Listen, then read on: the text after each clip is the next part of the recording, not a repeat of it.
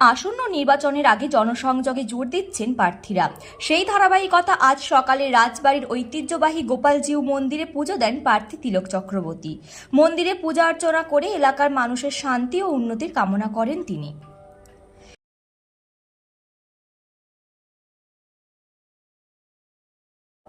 এরপর সম্প্রীতির বার্তা দিতে স্থানীয় পীরের থানেও যান তিনি। সেখানে চাদর চড়িয়ে প্রার্থনা করেন এবং সকল সম্প্রদায়ের মানুষের আশীর্বাদ কামনা করেন।